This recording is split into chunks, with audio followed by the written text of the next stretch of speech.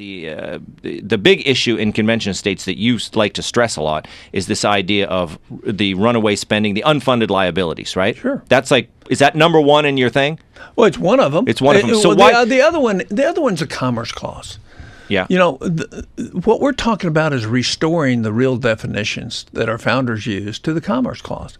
Do you realize in Albany, 60% of the money that's raised in the state of New York is not directed by your state senators or representatives? It's directed by who? Bureaucrats in Washington who've never been elected to anything through their mandates and regulations and rules that they have published in the Federal Register that are now part of the Constitution. Never were they elected. Never was there oversight of what they did. They just do it. And so the point is Congress has allowed that to happen. So the balance needs to be restored. And the tool they use to tell you what you will do in all sorts of areas, whether it's building highways, how you take care of your stream, or educating your children, or what the sound limits on a movie theater in New York can be, all those are decided by somebody that was never elected anywhere. And 60% of your money, there's no discretion with the people of the state of New York. So you have no influence on it. So how do you influence a bureaucracy in Washington that's in a big stone building that cost $100 million, and their whole goal is to grow their bureaucracy, not to hold the country accountable, and not to limit the power of the federal government?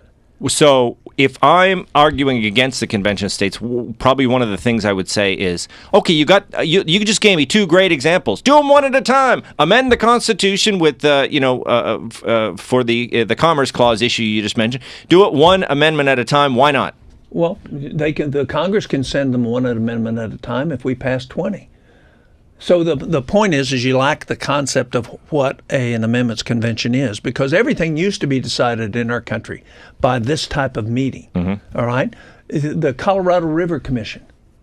Had the Colorado River Commission, which was not all that long ago, less than 100 years ago, states got together and decided how they were going to handle the water rights off the Colorado River, right? Yeah. But had they sent something to the states to affirm that was outside of what their charge was, it never would have been taken up, right? Right. So the point is everybody that has fear of what we're doing, it's because it's fear. It's not about fixing the problem. It's because the unknown, because we've never done it that way before. Yes. And we've never sent anybody to the moon before. We'd never done the genome project before. So should we be afraid? No. What we should be is what's important for the future of our country and our kids. Go to conventionstates.com. Press the button, sign the petition.